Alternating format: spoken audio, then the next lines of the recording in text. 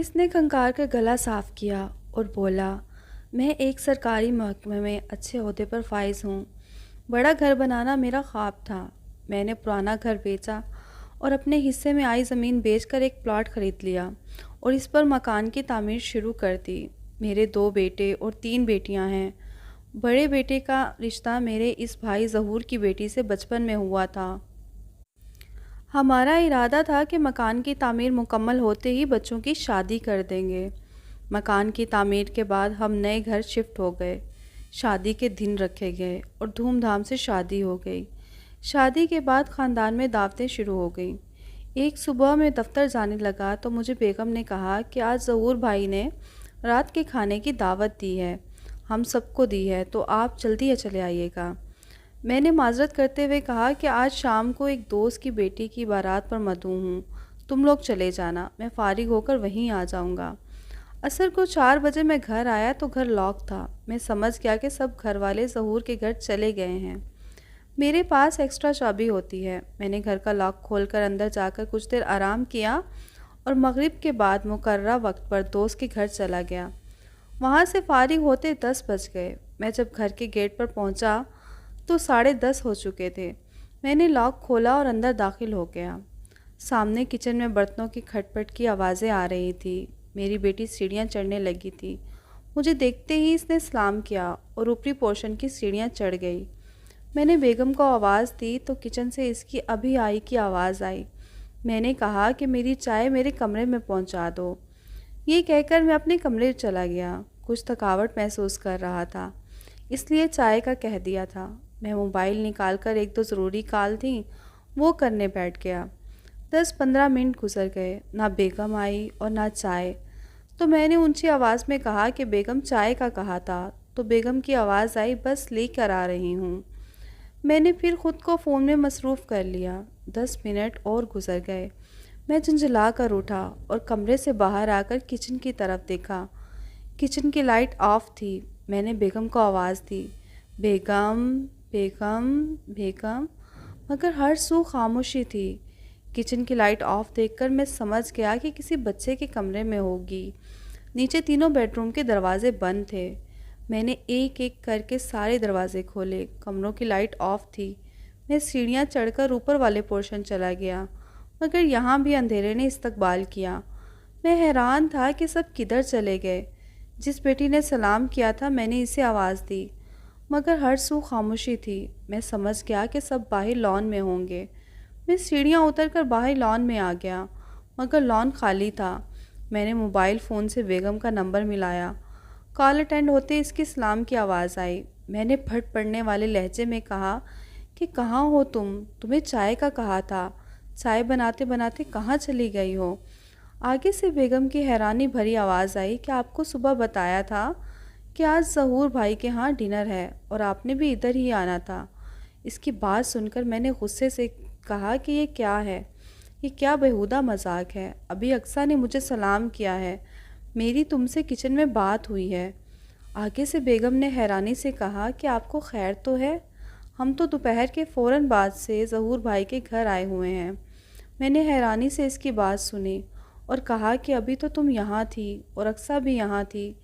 میری بیگم نے کہا کہ آپ رکیں، ہم ابھی آتے ہیں، اور کال کاٹ دی۔ یہ سب کیا تھا؟ مجھے یقین نہیں آ رہا تھا۔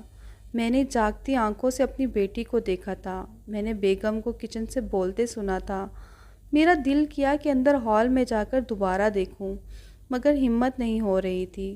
مجھے عجیب سے خوف کا احساس ہوا۔ میں لان میں پڑی کرسی پر بیٹھ گیا۔ تھوڑی دیر تک میرے بیوی بچے سب آ گئے، ان کے ہمراہ میرا یہ بھائی ظہور بھی تھا۔ ہم ہال میں جا بیٹھے۔ میں یقین اور بے یقینی کی سی حالت میں سب کو بتا رہا تھا، مگر کوئی میری بات تسلیم کرنے کو تیار نہ تھا۔ میری بیگم بولی، اچھا شاید آپ تھک گئے ہیں، آپ سو جائیں۔ ان سب کی باتیں سن سن کر مجھے بھی یقین ہو چلا تھا کہ شاید یہ سب میرا وہم تھا، مگر جاگتی آنکھوں سے اتنا واضح وہم کیسے ممکن ہے؟ خیر، اس واقعہ کے بعد سب نارمل ہو گیا۔ کچھ دن بعد بیگم اسٹور کسی کام سے گئی اور گھبرا کر باہر نکل آئی۔ بقول اس کے اسٹور میں گھٹنوں میں سر دیے ایک بوڑھی عورت بیٹھی ہے۔ بڑا بیٹا گھر پر تھا، وہ اسٹور میں گیا۔ مگر اسٹور میں کوئی نہیں تھا۔ میں آفس تھا۔ اس وقت مجھے بیٹے کی کال آئی۔ میں گھر پہنچا۔ بیگم قسمیں اٹھا رہی تھی کہ اس نے وہ عورت دیکھی ہے۔ ہم سب حیران تھے۔ خیر کچھ دن اور گزر گئے۔ میرا بیٹا جس کی شادی ہوئی ہے وہ ایک رات دیر سے گھر آیا۔ اس کی بیوی اپنے میکے میں تھی۔ وہ کہتا ہے جب میں اپنے کمرے میں جا کر بیڈ پر بیٹھنے لگا تو اسے اس کی بیوی کی آواز آئی کہ آ گئے ہیں؟ تو اس نے بے ساختہ کہا ہاں جی، اور چونک کر ادھر ادھر دیکھا، مگر کمرہ خالی تھا۔ وہ بھاگتا ہوا نیچے ہمارے بیڈ روم میں آیا۔ میں سو رہا تھا۔ اس نے اپنی ماں کو بتایا تو اس کی ماں نے مجھے اٹھا کر ساری بات بتائی۔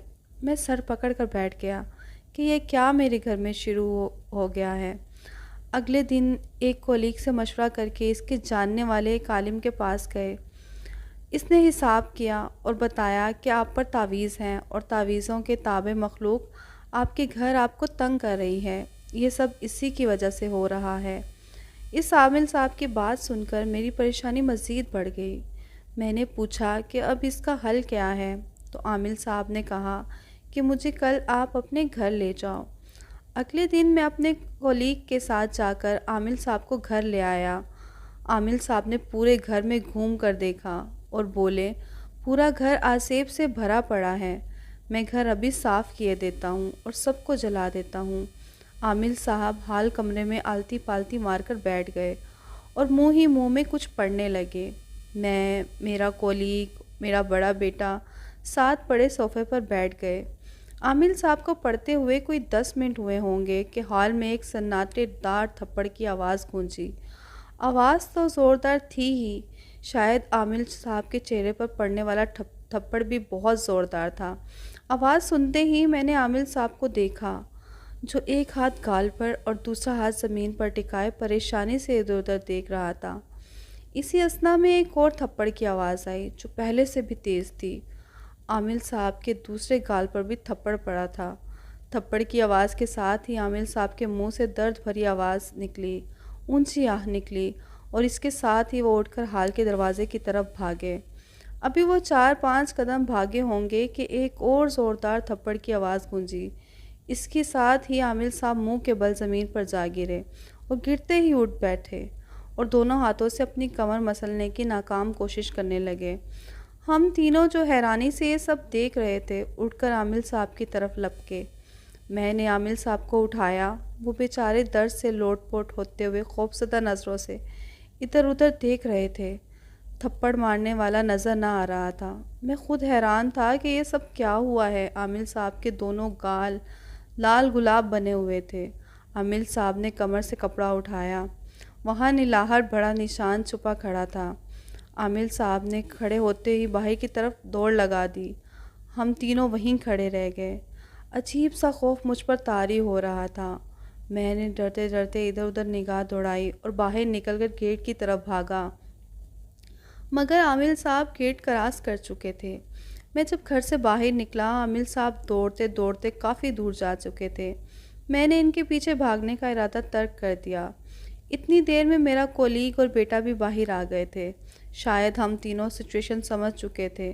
میرے کولیگ نے باہر نکلتے ہی مجھے کہا منظور بھائی، اب اس میں کوئی شک نہیں رہا کہ آپ کے گھر آسیب ہے۔ شاید اس عالم صاحب کے بس کا کام نہ تھا، ہمیں کوئی اور بندہ ڈھونڈنا پڑے گا۔ میں نے خاموشی سے اس بات میں سر ہلا دیا۔ میرا بیٹا جو اب تک چپ کھڑا تھا بولا کہ ابو انکل کی بات ٹھیک ہے، اس واقعے کا ذکر گھر والوں سے نہ کیجیے گا، نہیں تو گھر والے مزید خوف میں مبتلا ہو جائیں گے۔ میری آواز بند تھی۔ انجانے سے خوف نے میرا گلا خشک کر دیا تھا۔ میرے کولیگ نے اجازت چاہی اور اپنے گھر روانہ ہو گیا۔ میں اور میرا بیٹا واپس ہال آ گئے۔